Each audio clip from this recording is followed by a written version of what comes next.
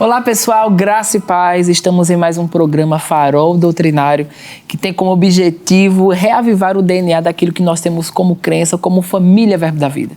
Então você que está nos assistindo, seja muito bem-vindo, eu sei que você vai ser muito edificado durante todo esse período que vamos estar juntos. E estamos aqui com uma presença muito especial, né Miriam? Vai ser um dia top. Que bom que você está aí junto conosco, estamos aqui com Silvia Lima. Algumas conhecem como Tia Silvia, Dona Silvia, General Silvia. Eita. E vai ser uma tarde proveitosa.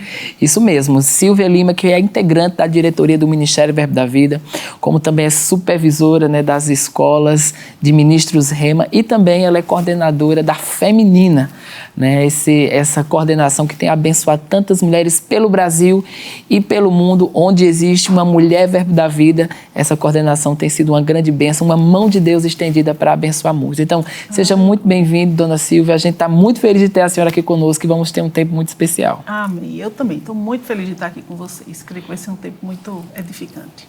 Amém. E tia Silvia, né, ou como carinhosamente muitos chamam, ela está conosco, né, ou está no Ministério Verbo da Vida há mais de 3 décadas.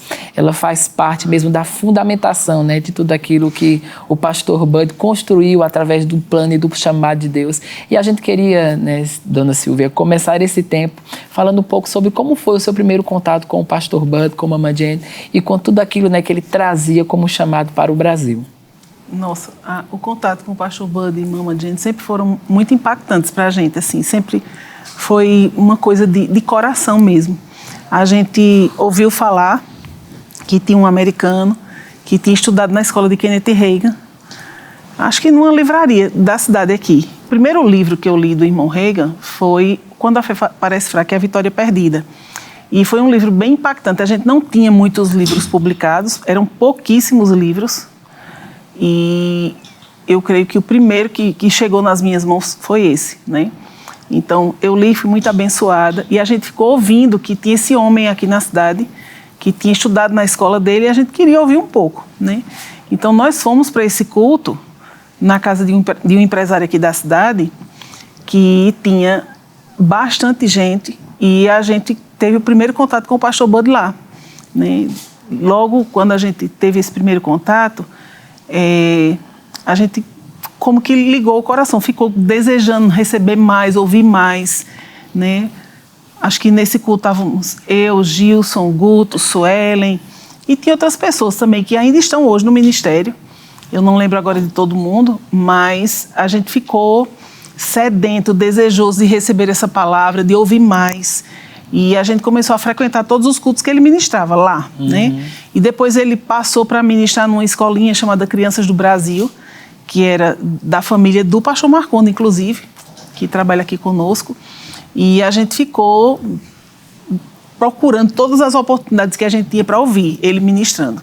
Depois ele começou um trabalho na casa dele, nas quartas-feiras, e a gente frequentava esse trabalho, era um culto de oração, né? E a gente ficou ali frequentando.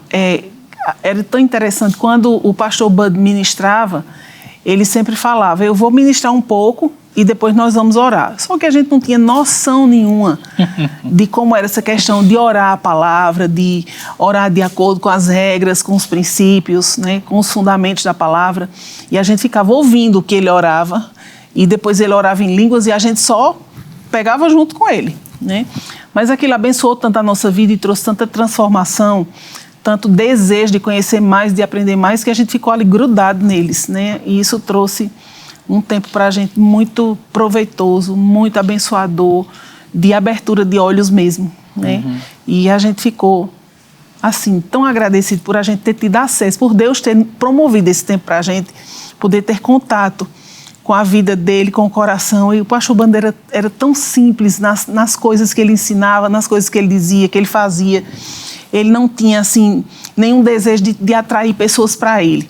Uma das coisas que mais me impactaram na vida do pastor foi que ele sempre teve, assim, o cuidado de puxar a gente para conhecer a Deus. Ele sempre quis ligar o nosso coração com Deus. Ele nunca teve essa vaidade, esse desejo de que a gente ficasse seguindo ele, andando com ele, mas ele queria que a gente conhecesse a Deus. Né? E isso era uma coisa tão preciosa, tão impactante, que fluía do coração dele para o nosso. E a gente recebia tanto através da vida dele, nas coisas mais simples que ele falava. Né? Ele sempre tinha coisas para dizer, ele sempre tinha coisas para ensinar, e às vezes os mínimos assuntos que a gente tocava com ele, coisas básicas que a gente perguntava para ele, sempre se tornava em uma instrução, em um ensinamento que abençoava muito a nossa vida. Isso foi muito marcante, isso foi muito abençoador para nós. Eu creio que todos nós que estivemos no começo recebemos dessas medidas sobre a vida dele e de Mama Jenny também. Glória a Deus. E é tão importante, né? Todos aqueles que estão nos ouvindo, que fazem parte aí de uma nova geração. A gente teve recente, né, uma conferência de ministros do Sudeste, e o Scott Webb perguntou, né, quem de vocês viu o pastor Bud pessoalmente? Nossa, aí, assim, quase 50% do povo não teve esse privilégio, né, de ter estado com o pastor, de receber dessa influência direta.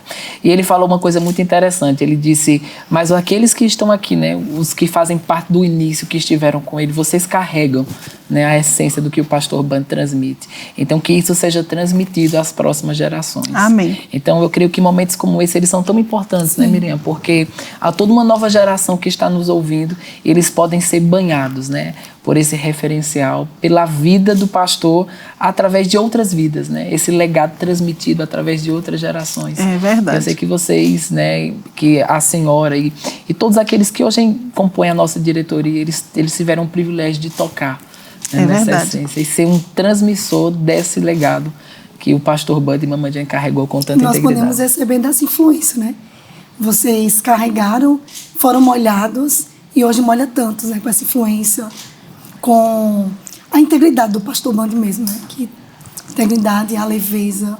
É verdade. Era muito precioso andar perto dele, estar ali ouvindo as instruções dele.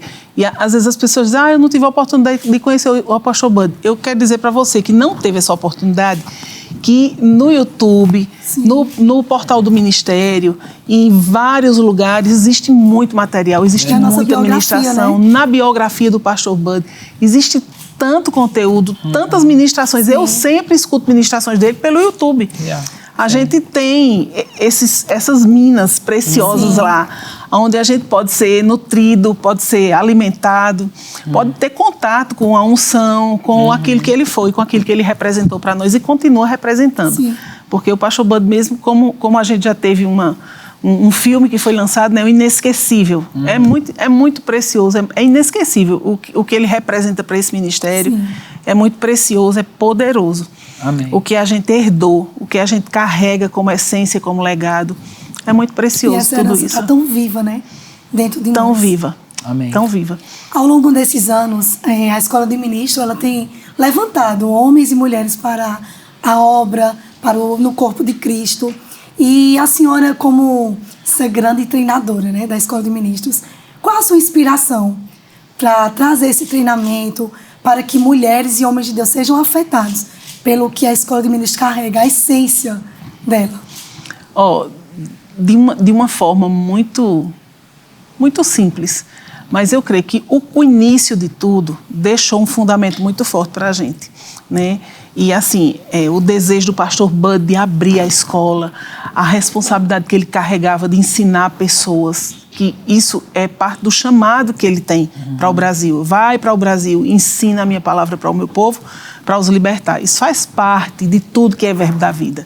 Não tem como a gente falar sobre Verbo da Vida e não lembrar dessa parte, porque a gente fica faltando uma lacuna muito importante, né? Essa responsabilidade que ele tinha de compartilhar com as pessoas e colocar elas enxergando, né, aquela responsabilidade que Deus havia confiado a ele, mas que ele precisava compartilhar com outros. Isso faz parte da nossa visão, faz parte do que nós somos, e a gente não pode fazer de conta que isso não faz parte também do nosso início, porque eu creio que foi um pontapé inicial para a gente começar a escola, né? Essa semana nós tivemos o treinamento das novas diretorias aqui, e Guto contou um pouco sobre como o pastor Bud falava, né?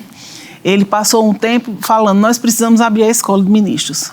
E aí os meninos, tá certo, a gente vai montar, a gente vai fazer tudo, pastor. E aí o senhor fala, tá bom. Aí depois chegava um tempo e nada tinha sido feito, né? E chegou um ponto que ele ficou querendo forçar mesmo assim, querendo que acontecesse de qualquer forma, porque ele sentia a responsabilidade do chamado.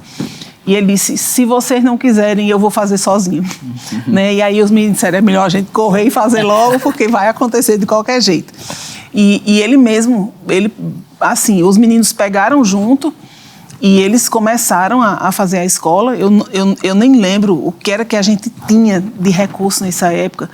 Talvez a gente não tinha câmeras, a gente não tinha uma boa mesa de som, mas a gente tinha a vontade do pastor Buddy ali empurrando e dizendo, vamos fazer, né? A fé dele impulsionando aquilo, e foi feito, né? Quando a gente começou em 2001, meu Deus, a sala de aula era tão pequena, né? E a gente tinha poucos alunos, mas era tão precioso aquilo que a gente já tinha como responsabilidade para receber. E isso foi carregado ao longo dos anos, né? E a escola cresceu. E hoje nós vamos ter 9 edições da escola, né? É uma coisa tão linda o que Deus está fazendo. Verdade. Um grande avivamento. É um grande avivamento. Eu creio em muita gente sendo levantada, muitos ministros sendo treinados, muitos deles sendo convocados no coração. Descobertos. Você que está aí assistindo a gente, se lembra, escuta a voz de Deus, Ele vai falar com você. Sabe? E eu lembro que uma das motivações, né, do pastor Buddy, transmitido, né, por vocês, de fundar a escola, era para que homens e mulheres não tivessem erros desnecessários. Exatamente. Né? Ele enxergou que o verbo da vida estava expandindo, mas ele precisaria expandir com os referenciais certos, com as motivações certas, né? Exatamente. E com o ensinamento correto, de estar no ministério fazendo o que Deus chamou. É verdade. Tia Silvia, quais são os novos lugares? Eita, será que eu vou lembrar de todos? São 9, né? Então. Porque você que está assistindo, você já se programa. Se prepara aí, porque depois pode botar até um bannerzinho lá, ajuda a gente. Porque a gente tem tanta gente para alcançar, né? Tem tanta coisa para fazer, tem tanto trabalho que precisa ser feito, então não dá para dizer, não é comigo que ele está falando, sim, é com você sim. Amém. É com todos nós, porque nós podemos fazer alguma coisa para contribuir com isso que está acontecendo. Né? E a gente vai ter Patos, São Paulo, Vila Leopoldina. São Paulo, vamos Pinheiros. ter. Que é Pinheiros. Pinheiros. Vila Leopoldina é Pinheiros. Agora, porque mudou o endereço só. Tá. Mas é a mesma liderança que vai estar. Né? Que mais? Taubaté. Brasília. Taguatinga, né? Isso. Que mais? Belo Horizonte. Porto Alegre. Caxias do Sul. E? Petrolina. Certo? 9 escolas. E Campina Grande, né? Como Campina Grande, como sempre. Todos os anos a gente tem Campina Grande. Então, vale a pena você procurar qual é a cidade mais próxima de você. Amém. Para que você possa estar engajado nessa obra, porque, queridos, é muito abençoador. É um ano de desafios, mas é um ano de muito crescimento, sabe? Onde a gente estica, onde a gente aprende, onde a gente fortalece a nossa fé, onde a gente é desafiado e a gente supera, né? São muitas coisas que acontecem na nossa vida nesse ano e passa muito rápido. Amém. E talvez, se você ficar dizendo, depois eu faço, talvez um dia quando chegar na minha cidade, aqui está só vizinho, mas eu vou para um lugar que seja mais próximo. Talvez esse tempo vai passar. Sim. De qualquer forma. Quer você faça, quer não faça, o tempo vai passar. E talvez você não tenha os mesmos recursos para fazer depois, como Deus pode estar te abrindo as portas agora. Né? Amém. Às vezes a gente fica esperando que alguma coisa diferente vai acontecer. Olha, pela fé, tudo está pronto. Deus está fazendo algo maravilhoso e você pode só lançar mão desses recursos da fé e dizer, é comigo que Ele está falando, sim, eu vou me disponibilizar, porque se você fizer isso, você vai desfrutar desse espírito da fé e você vai poder alcançar aquilo que Deus já planejou para a sua vida. Sim. Amém. Né? Amém. Verdade. Então se prepara, viu? Se prepara. O seu ano dourado. Isso mesmo.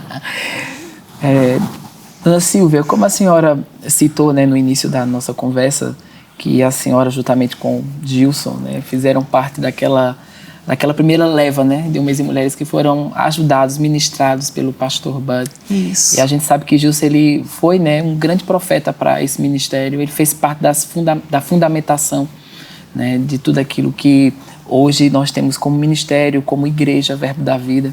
E também ele era policial federal, né? Era. E eu tive o privilégio, né, de poder conhecer Gilson na sua última fase, né, ministrando às pessoas, ministrando ao corpo de Cristo. E ele foi um grande exemplo, né, e é um grande exemplo, né, para a minha vida e para tudo aquilo que a gente exerce dentro dessa esfera do profético. E a gente queria que a senhora pudesse falar um pouco, né, como foi acompanhar Gilson, né, porque ele tanto tinha esse exercício ministerial, como ele também tinha esse exercício na profissão dele. E era uma mesclagem, né? Às vezes, esse chamado operava dentro do que ele estava fazendo na esfera da polícia. Uhum. E como foi, né, para a senhora, todo esse processo? Muitas experiências. Menino, muitas experiências, né? Gilson, ele era um homem muito sedento por aquilo que Deus queria fazer nele e através da vida dele. Ele não acordava um dia sem primeiro falar com Deus, ele concentrava toda a sua atenção primeiro no que Deus estava falando para poder pensar nas outras coisas, né? Eu lembro que todos os dias quando eu acordava, Gilson estava já lá ajoelhado na cama fazendo o devocional dele, né? Ele sempre tinha essa prerrogativa de dar primeiro lugar àquilo que Deus era na vida dele. E assim, isso foi muito marcante. Esses dias, eu conversando com meus filhos, aí eu perguntando para ele, né, o que foi tão marcante para vocês? A forma como papai se comportava em casa. Ele sempre tinha o tempo para ler a Bíblia, ele tinha o lugar dele, né, ele tinha o espaço dele, ele não queria que ninguém atrapalhasse a hora do devocional dele. Né? Ele não atendia telefone, apesar de que ele gostava muito de ministrar pelo telefone, mas ele não gostava de atender telefone nessas horas que ele estava ali lendo a Bíblia. Né? Ler a Bíblia era uma das coisas que ele mais amava fazer. Né? E outra coisa que ele amava fazer era perseguir pessoas. Ele amava ir atrás de gente, ele amava evangelizar. Rapaz, não tinha um dia, uma semana que Gilson não levasse alguém para a igreja. Sabe, ele queria compartilhar aquilo que ele tinha recebido. E ele era muito intenso em tudo isso, né? Ele tanto trabalhava na igreja, servindo lá nos cultos, no diaconato, em tudo daquilo que ele se responsabilizava para fazer, mas ele também se importava muito com as pessoas que estavam envolvidas naquele lugar de peso, que era o lugar onde ele trabalhava, né? E eu não estou falando que o peso era o trabalho, porque Gilson sempre, ele tinha muito cuidado para não misturar as coisas, mas ele também se importava demais com as pessoas que estavam envolvidas naquilo, que tinham sido embaraçadas naqueles problemas, né, onde ele precisava trabalhar. E muitas vezes eu vi Gilson indo levar pessoas para centro de recuperação de drogas, pessoas que estavam presas, que precisavam de conselho, aí mandavam cartinhas para ele, né, perguntando o que é que eu faço na minha vida, e ele fazia, recebe Jesus como Senhor da sua vida. Então, várias vezes eu vi Gilson envolvido, tentando alcançar essas pessoas, mesmo que elas não eram, talvez, a escolha de muitos ou da maioria, mas ele se importava com isso, né? Eu vi ele visitando mães, famílias de pessoas que tinham sido envolvidas nessa questão do tráfico, que estavam ali atormentadas porque os filhos estavam presos ou porque os filhos tinham cometido alguma coisa errada. E apesar de ele não poder se envolver, mas ele orava por essas pessoas e da forma como ele podia, da forma como era legal, como era lícito, ele tentava ajudar. Amém. Sabe? Porque ele realmente tinha um coração assim, para ajudar pessoas. Né? Eu lembro que uma das vezes ele teve um cálculo renal e ele ficou proibido pelo médico. Você precisa repousar, você precisa ficar em casa, não sai, tá? E eu disse para ele, eu vou trabalhar, fica aí, tá? Tá certo, eu vou ficar. Eu saí de casa, eram umas 8h30. 9 horas ele já tinha trocado de roupa, já tinha saído para ir visitar uma pessoa. Que ligaram para ele e pediram, tem uma pessoa com hanseníase, você pode visitar essa pessoa? Ele já estava lá. E aí a menina que trabalhava lá com a gente, ela disse, ó, seu Gil saiu e eu não sei para onde ele foi, não. Ele só disse um negócio aqui, um nome tão estranho que eu não sei não, mas quando eu cheguei, que ela disse, que ela conseguiu me dizer o que era o problema, eu digo, meu Deus, Gilson, só amarrando em casa. E nem amarrando ele ficava. Porque ele era, assim, ele não tinha medo de enfrentar essas situações e ele também não era tímido, sabe? Ele tinha muito ousadia, né? Muita ousadia. Ele tinha um desejo muito grande de alcançar todas as pessoas e o que ele mais amava era ministrar cura para as pessoas. Uau. Sabe? Ele amava isso. E ele tinha muito, muito desejo e muita intensidade nesse aspecto, sabe? Foi uma das coisas que foram mais marcantes na vida dele.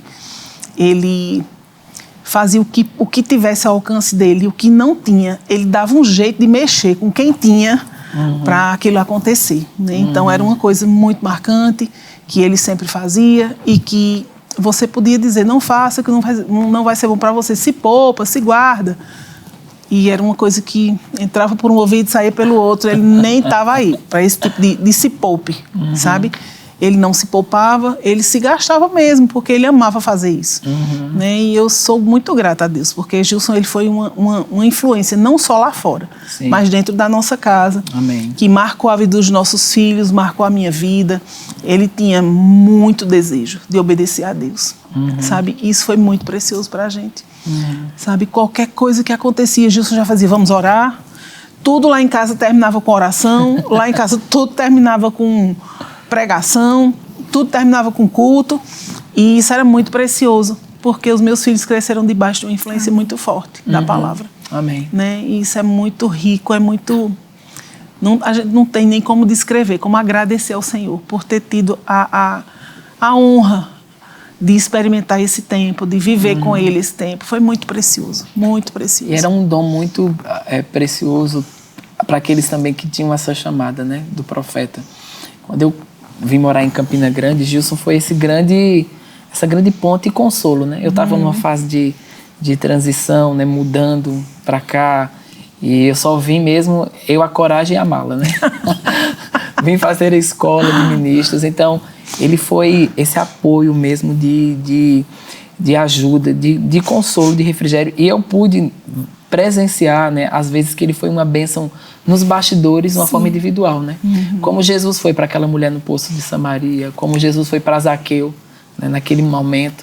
E Gilson era essa bênção individual para as pessoas, né? Muitos conheceram ele nos púlpitos e na forma também como ele era usado por Deus, debaixo para tantas pessoas de uma forma coletiva, mas como ele era deixado, né? Se deixado ser usado por Deus para momentos específicos, né?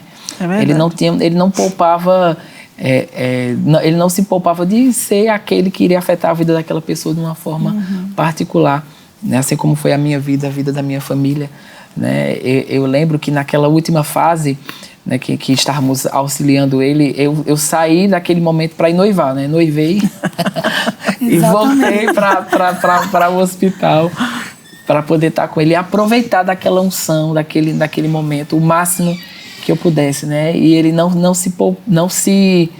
se economizava, né, em poder abençoar a vida das pessoas. Sempre nas aulas da escola de ministro, quando eu falo sobre o ofício do profeta, eu sempre faço questão de poder trazer esse legado, né? Sim. Para que outros profetas possam se inspirar, se motivar a estar com Deus de uma forma correta e conduzir o seu chamado. Exatamente. Não ficar agarrado ao púlpito, a uma oportunidade, a um convite, mas ser uma bênção onde estiver, ser uma bênção para o necessitado, né? Porque é para isso que o propósito de Deus. E essa questão que ela falou, né, de perseguir, né? Não desistir tão fácil das pessoas. Eu lembro que nesse dia do noivado, Jesus olhou para mim e disse, você me empresta ele? E essa é a forma de perseguir, de não desistir. Talvez, às vezes, desistimos tão fácil das pessoas. Mas ele era uma referência mesmo de perseguir, porque ele estava vendo o propósito que muitos não viam, mas ele conseguia enxergar o propósito e, por conta disso, existia essa questão de investir mesmo nas pessoas, de acreditar, né, nos valores. Que grande honra. Uma coisa que é engraçado, não é bom, mas é que às vezes as pessoas ficam tímidas porque talvez levam um não e às vezes pensam, essa pessoa é muito difícil de receber. Mas não existe pessoa difícil para Jesus. Não tem ninguém que seja tão difícil. Né? Eu creio que a maior dificuldade realmente é a gente tomar aquilo como verdade, de que é possível, né? Mesmo que seja uma pessoa que diga um não na sua cara, mas qual é a diferença de um não para agora e um não para depois? Você vai ter a oportunidade de poder trabalhar aqui com Deus e desbravar aquilo. Né? Gilson não tinha medo desses nãos. Né? Quando as pessoas davam um não para ele, ele ficava encorajado. Aí era que ele provocava. Né? Porque ele dizia, isso não me impressiona, não. Né? E ele ia atrás e ele ficava indo nas casas e ele perseguia, mesmo quando as pessoas não queriam ou ficavam até incomodadas. Mas ele não se importava com isso, não. Né? E ele colheu muitos bons frutos por causa disso. Né? Ele teve... Assim, talvez alguns ele nem soube, né? Pessoalmente, dos frutos. Olha, se eu for pensar no tanto de histórias que eu já ouvi, de testemunhos que eu já recebi, gente, eu já ouvi tanta história que Gilson nem sabe, né? Talvez, não sei, mas... Talvez saiba, talvez. Talvez ele saiba, talvez ele não saiba. Mas eu já escutei tantos testemunhos de pessoas que depois que tiveram um contato com ele, mas não tiveram essa oportunidade de se aproximar, né? Me contaram coisas, assim, histórias sobre o que ele tinha falado. Eu não sei se Gilson sabe o que ele falou para mim, mas eu fiquei tão impactado. Eu lembro de um pastor do Verbo da Vida. Ele não era pastor na época, ele nem era crente. E ele estava passando de férias por uma cidade e a esposa dele já era cristã e ela pediu para ele, meu filho, faz tantos dias que eu não vou para a igreja, me deixa aí. Vamos passar ali, eu vi a igreja ali, que era justamente a igreja do Verbo, onde Gilson estava pregando, né? E ele ministrando lá, e de repente ele falou, vocês aí, fica de pé. Aí ele falou, eu vejo um povo para você cuidar. Uau. E esse homem olhou assim, como se deu esse cara é doido, né? Que é o que acontece com a maioria das pessoas que não sabe do que está acontecendo de verdade, né? E ele falou algumas coisas para aquela pessoa, para aquele homem. Ele não era cristão, né? Mas aí, depois de algum tempo, a esposa dele me mandou uma mensagem. Eu não lembro se foi pelo Instagram, pelo Facebook. Ela me manda uma mensagem dizendo, você não me conhece, eu moro em tal lugar, eu sou a esposa dessa pessoa aqui. Na época aconteceu isso, meu marido não era cristão, a gente estava de férias passando por essa cidade e ele não queria ir para a igreja, né? Mas eu pedi para ele, porque eu já fazia tantos dias que a gente estava viajando fora de casa, que eu queria ouvir a palavra. E eu fui naquele culto onde Gilson estava ministrando.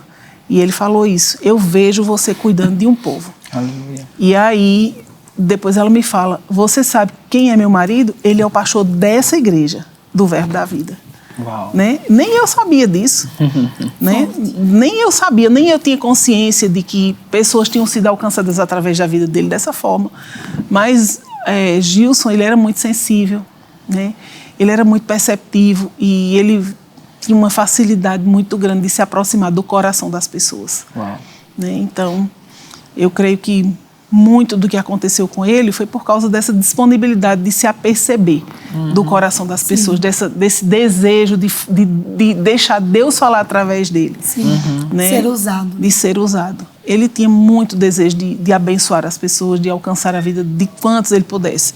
E foi muito precioso poder viver com ele esse tempo que a gente teve a oportunidade aqui na Terra. Foi um tempo curto, mas foi um tempo muito intenso. Amém. Né? Glória a Deus. Então você está vendo que esse farol doutrinário é cercado de muitas emoções. Hein? Muitas emoções. E a Silvia já começou a chorar. Então aproveita, compartilha esse vídeo, divulga. Né? Eu sei que para que mais pessoas possam ser alcançadas pela essência do que nós carregamos. Como a gente falou aqui, sempre temos uma nova geração chegando em nossas igrejas, em nossas escolas.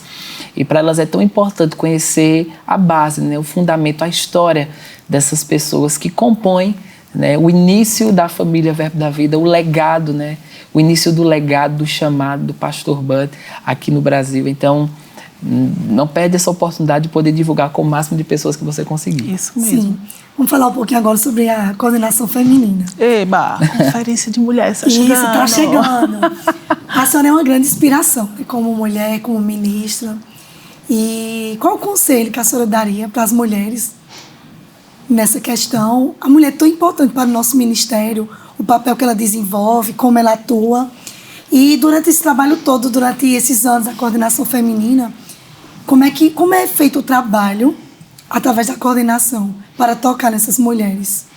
Olha, a Conferência de Mulheres, ela começou em 1999, né?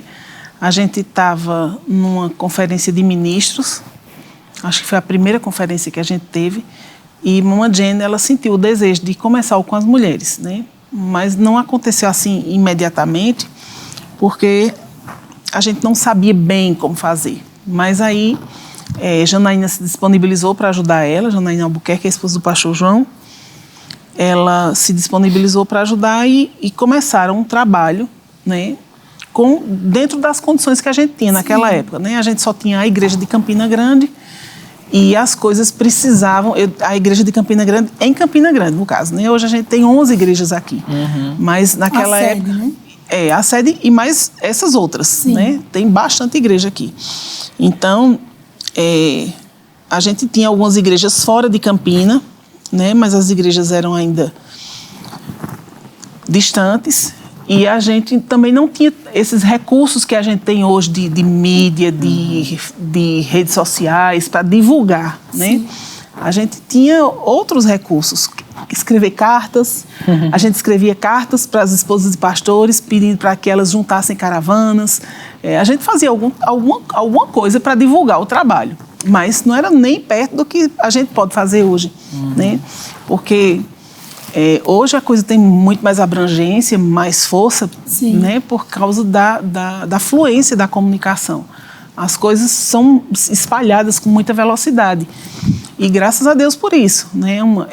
Esse é um fator que auxilia muito a pregação do Evangelho. Se a gente souber aproveitar esse recurso, isso vai nos ajudar bastante, né? Mas naquela época a gente não tinha esses recursos. Então vamos começar no boca a boca mesmo, escrevendo as cartinhas, porque o importante é fazer alguma coisa. Isso, né? Fica a dica, né? Às vezes a gente pensa, mas vai demorar demais. Não, dá trabalho demais. Gente, todo trabalho é precioso. Né? Quando a gente vê o fruto do que a gente fez naquela época, como explicar tudo isso? Como explicar que uma carta chegou no endereço e dali surgiu uma caravana com 40 pessoas, com 50 pessoas, né? A gente teve uma conferência naquela época, eu não lembro se foi a de 2004, mas a gente teve 2.000 pessoas escrevendo carta, né? Então, não é uma coisa difícil de se fazer. Sim. Talvez você coloque alguma dificuldade porque você acha que é muito difícil, que é tão pequeno, nossa, vai dar muito trabalho. Mas olha, quando a gente vê o fruto que a gente colhe hoje por causa daquelas pequenas sementes que foram plantadas no começo, não tem preço que pague isso. E o tanto que a gente cresceu. Sim. Na verdade, nós crescemos, né? Nós crescemos trabalhando, fazendo, ajudando no que estava ao nosso alcance, né? E quando a gente começou esse trabalho, a gente seguia aqueles direcionamentos que Mama Jane dava. E uma coisa muito importante, que eu acho que é tão importante falar, é que ela nunca viu o tamanho pequeno. Ela nunca viu dificuldade em fazer da forma como a gente tinha condição de fazer. Faz o que você puder. E sempre que se levantava uma impossibilidade, ela falava para a gente, é possível, é possível, é possível.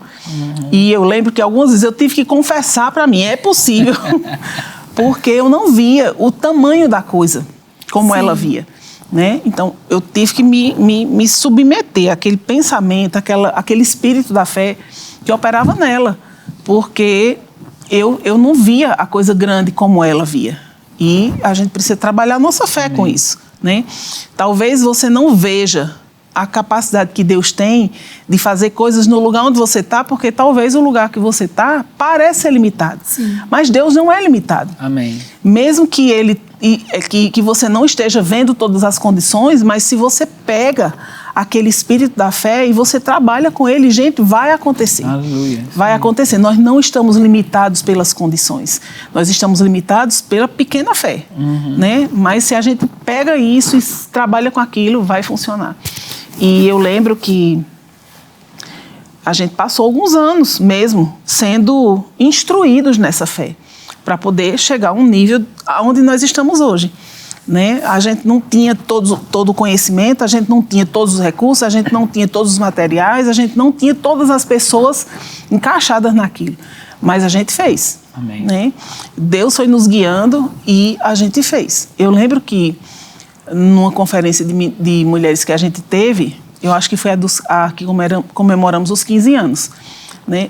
Gente, era tão difícil fazer aquela conferência, haviam tantas impossibilidades. Não tinha algumas coisas que eram necessárias. Uma delas era espaço. Né? A gente procurou espaços em Campina Grande, mas não havia nada construído que desse suporte para a conferência acontecer. E eu lembro que eu fui lá para a frente da igreja, comecei a orar em línguas. E eu disse, Senhor, me diga como fazer, porque eu não sei não. Você tem algum jeito aí, me revela, porque alguma coisa tem que acontecer aqui, mas eu não estou conseguindo enxergar. E eu lembro que eu fiquei ali um tempo orando em línguas, andando no hall da igreja, e estava tendo culto lá, e eu estava lá orando. Aquilo estava sendo uma pressão para mim, porque tinha que acontecer uma coisa que a gente não tinha recursos. Né? E, de repente, eu vi uma coisa montada na frente da igreja.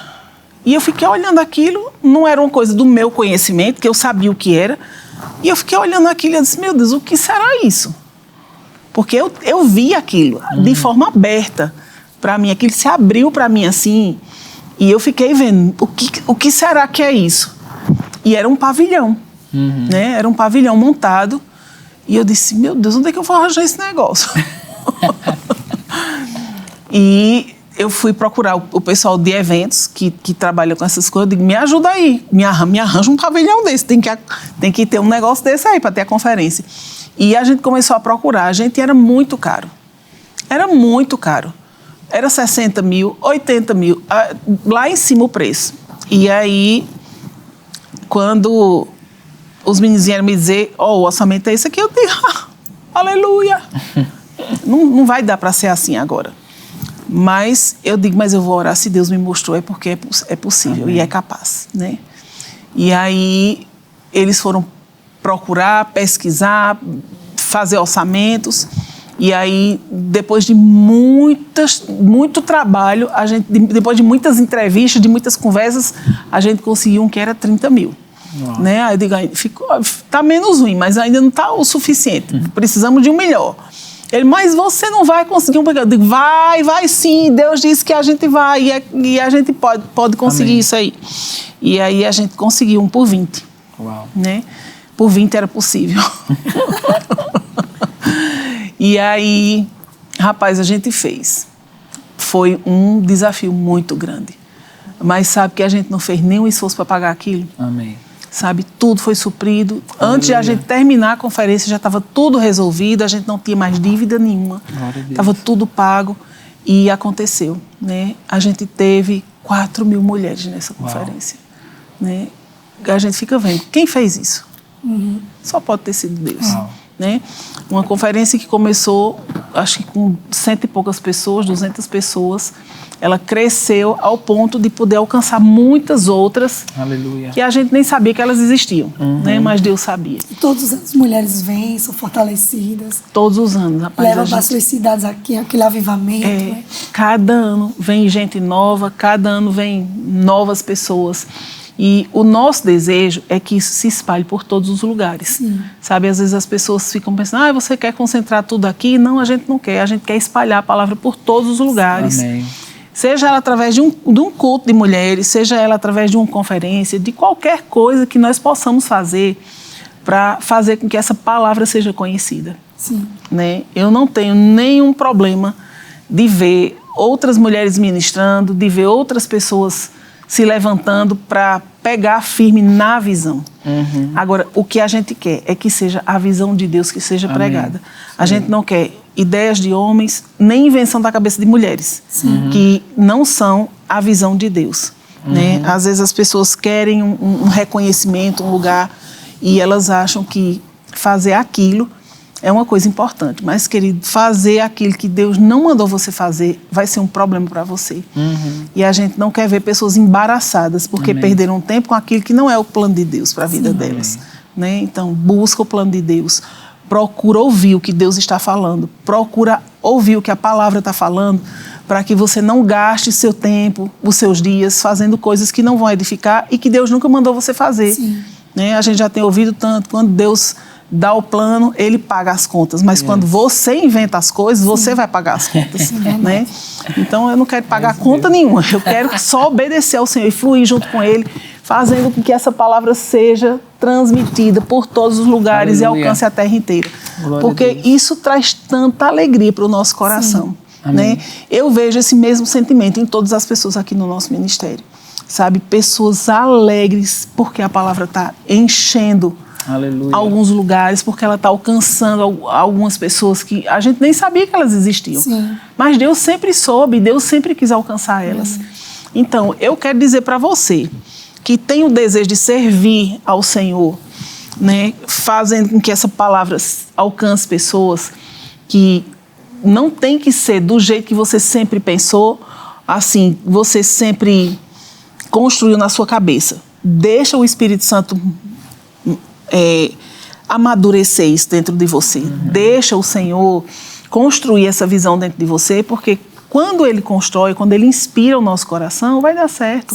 Se a gente obedece ao Senhor, vai dar certo.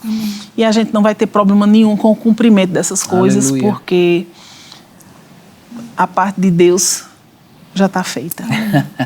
Isso aí, maravilhoso. E, gente, a gente está chegando ao final desse tempo tão especial.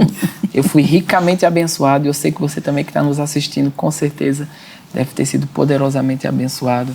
Né? Muito obrigado, dona Silvia, pelo seu tempo, por estar conosco agradeço. Aqui durante esse tempo. E estamos com expectativa, né, para os próximos programas que vamos ter também. Vamos ter algumas novidades. E essa é a essência, né? E o objetivo do farol doutrinário é manter vivo aquilo que nós temos como crença, como DNA, manter esse legado aceso que Deus confiou ao pastor Bud e Mama Jenny de vir para o Brasil e libertar o meu povo. E você faz parte disso. Você faz parte de tudo aquilo que carregamos como essência. Né? A partir aqui da base de Campina Grande, essa base tem banhado, né? Todo o Brasil. E muitas nações ao redor do mundo têm sido alcançadas com essa verdade. Então, muito obrigado pelo seu tempo, pela sua participação. E a gente se vê na próxima oportunidade. Isso aí. Até logo. Tchau, gente.